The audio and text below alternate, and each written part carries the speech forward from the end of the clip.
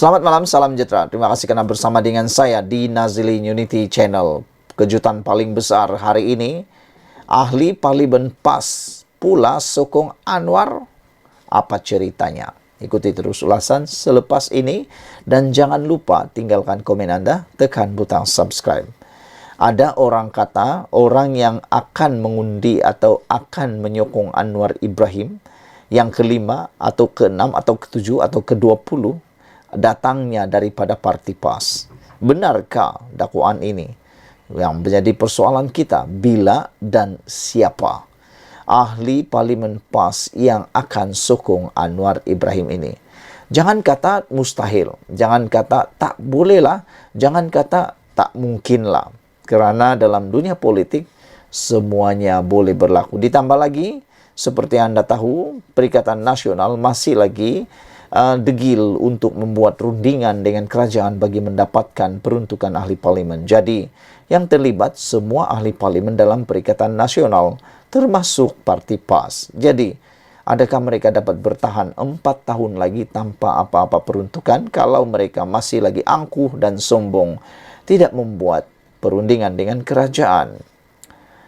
Selepas 4 ahli parlimen bersatu bertindak menyokong kepimpinan Perdana Menteri Datuk Seri Anwar Ibrahim, kini tiba pula giliran wakil rakyat PAS berbuat demikian.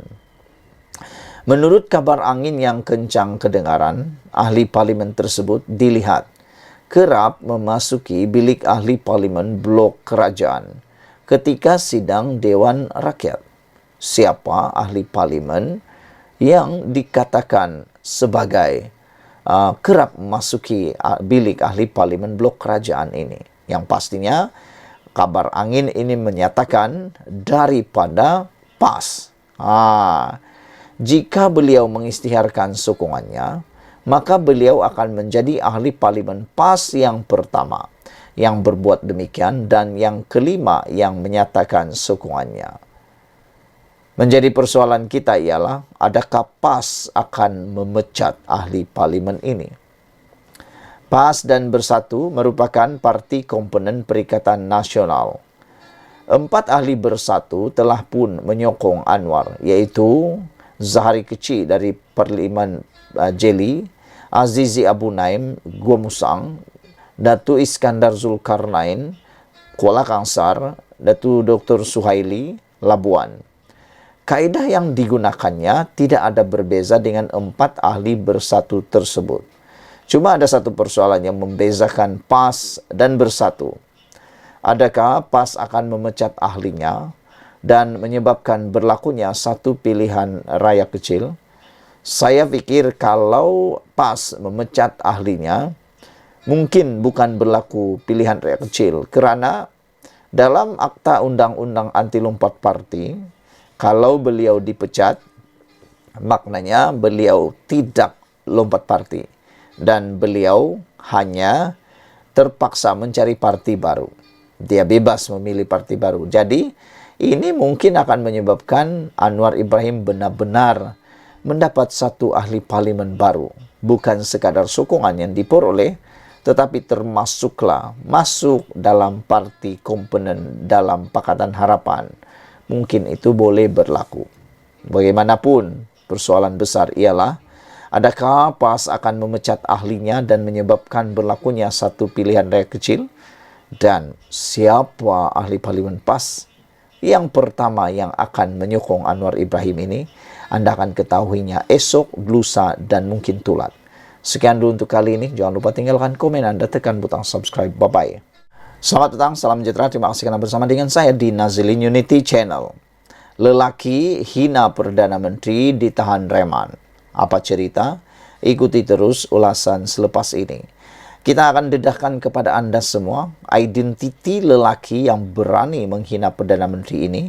Siapa orangnya dan kenapa dia ditahan reman. Polis Diraja Malaysia PDRM telah menahan seorang lelaki yang mengeluarkan kenyataan berbaur penghinaan terhadap Perdana Menteri Datuk Seri Anwar Ibrahim melalui media sosial.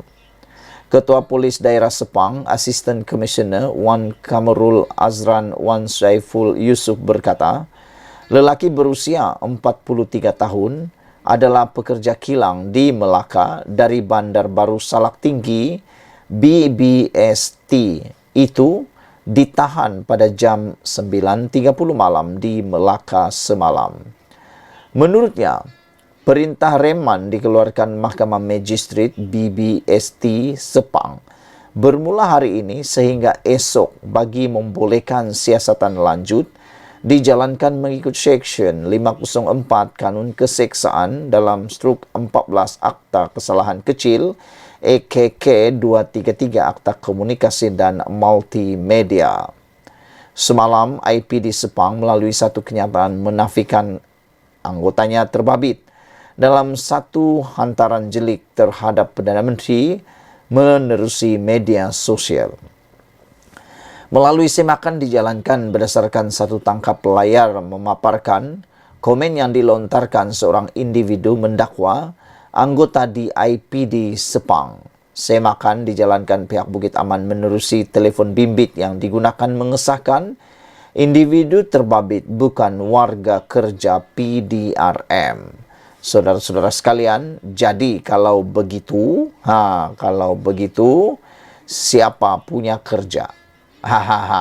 Akhirnya sudah diketahui identiti lelaki yang hina Perdana Menteri ini ialah lelaki berusia 43 tahun, pekerja kilang di Melaka dari Bandar Baru Salak Tinggi dan telah pun ditahan pada jam 9.30 malam di Melaka semalam.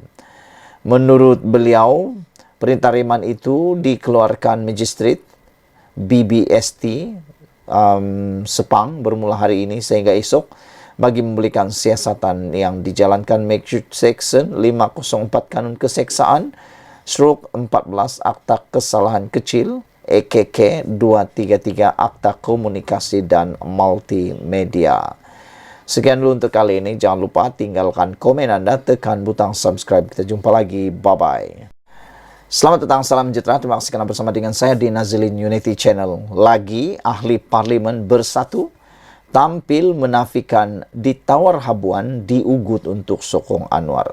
Apa cerita? Ikuti terus ulasan selepas ini. Dan jangan lupa tekan butang subscribe, itu percuma. Ini ceritanya. Kalau dinyatakan bahwa beberapa ahli parlimen yang telah menyokong Anwar Ibrahim itu telah ditawarkan habuan dan ugutan, tapi mereka pula menafikannya. Yang menjadi persoalan kita sekarang ini ialah siapa orang yang telah diugut dan telah ditawar habuan itu. Kalau 4 orang badan sendiri, badan yang pribadi yang orang itu yang menyokong Anwar Ibrahim sendiri yang menafikan, tapi orang lain pula yang sebut mereka ditawarkan, nak percaya siapa sebenarnya? Kita nak percaya siapa? Orang yang dirinya sendiri itukah atau orang yang menyatakan itu? Kalau saya akan percaya orang sendiri itu, karena dia lah yang tahu cerita sebenar. Yang orang satu lagi itu mungkin ada kepentingannya sendiri. Jadi 2 orang sudah menafikannya, dan mungkin ada 3 dan 4 yang akan menafikan, karena mereka nafi tiada ditawar habuan dan diugut untuk sokong Anwar. Ahli parlimen bersatu seorang lagi tampil menafikan dakwaan bahwa sokongannya kepada Perdana Menteri Anwar Ibrahim adalah disebabkan ugutan dan habuan. Sebaliknya, kata ahli parlimen Labuan Suhaili Abdurrahman, sokongannya kepada Perdana Menteri adalah demi memastikan kelangsungan rakyat di parlimen Labuan. Saya ahli parlimen Labuan ingin menafikan sekeras-kerasnya berkaitan dakwaan Ketua Armada Bersatu Malaysia Wan Faisal Wan Ahmad Kamal di satu sidang akbar yang dibuat di Dewan Rakyat semalam. Antara lain, beliau menyebut bahawa 4 ahli parlimen bersatu menyatakan sokongan kepada Perdana Menteri Anwar Ibrahim telah didatangi oleh seorang yang diberikan gelaran Datuk Botak, kononnya memberikan tekanan seperti mengugut, menjanjikan projek dan memberi habuan wang tunai. Semua itu adalah tidak benar, terutamanya kepada diri saya, katanya dalam satu kenyataan media hari ini. Semalam, ahli parlimen Gua Musang Muhammad Azizi Abu Naim berkata, dia akan memfailkan saman terhadap Ketua Penerangan Bersatu Razali Idris yang menuduhnya menerima sogokan untuk mengisytiharkan sokongan terhadap Perdana Menteri. Azizi mendakwa Tuduhan itu satu fitnah dan dia menafikan ada ditawarkan apa-apa bentuk habuan. Dalam pada itu, Suhaili sekali lagi mengulangi bahwa sokongannya kepada Perdana Menteri dibuat secara ikhlas tanpa paksaan. Selain meminta Ketua Armada Bersatu yang juga ahli parlimen Macang supaya berhenti mencari publicity murahan, apatah lagi dia kini telah digantung keahlian daripada Bersatu. Memandangkan kepimpinan parti telah menjatuhkan hukuman digantung keahlian selama 6 tahun kepada saya disebabkan melanggar disiplin parti, maka saya minta supaya Ketua Armada Bersatu berhenti membuat publicity murahan melalui isu sama berulang kali, katanya lagi.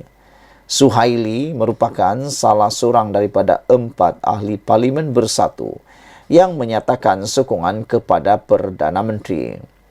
3 lagi ahli parlimen Bersatu menyokong kerajaan ialah Iskandar Zulkarnain Abdul Khalid, Kuala Kangsar, Muhammad Azizi Abu Naim, Gua Musang, dan Zahari Kecik daripada Jeli.